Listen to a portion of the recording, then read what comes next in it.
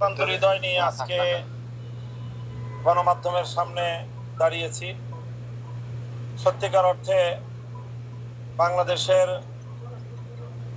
একটি রাজনৈতিক দলের শীর্ষ দায়িত্বশীল প্রথম সারির একজন রাজনীতিবিদ, বাংলাদেশের সর্বোচ্চ বিদ্যাপীঠ ঢাকা বিশ্ববিদ্যালয়ের নির্বাচিত ভিপি জনাব নুরুল হক নূর আজকে যে অবস্থার সম্মুখীন, এতে বাংলাদেশের বর্তমান পরিস্থিতি কতটা উদ্বেগজনক তার একটি চাক্ষুষ প্রমাণ।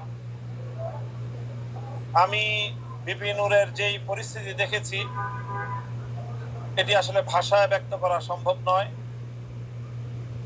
তার ডান চোখ যেভাবে ইনজুরির শিকার হয়েছে এবং মাথায় যে আঘাতের চিহ্ন দেখলাম, এবং নাকে তো দেখা যায় না, ওখানে সম্পূর্ণ ব্যান্ডেজ করা, এক ভীতিকর ভয়াবহ অবস্থা এক কথায় বলতে গেলে।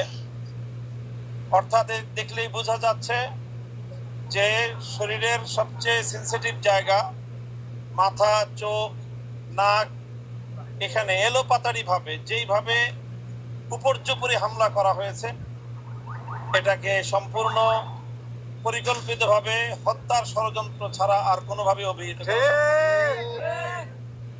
নুরুল হক নূর সাহেবকে যেভাবে আঘাত করা হয়েছে এবং তার দলীয় নেতাকর্মীদেরকে, এমনকি তাদের দলীয় কার্যালয়ে ঢুকে আইন শৃঙ্খলা রক্ষাকারী বাহিনীর সদস্যরা এইভাবে তাদের উপর চড়াও হয়েছে। বাংলাদেশে এখন রাজনীতিবিদ হিসেবে আমরাও আমাদের জীবনকে নিয়ে আমরা আজকে শঙ্কিত, আমাদের নিরাপত্তা নিয়ে আমরা আজকে শঙ্কিত।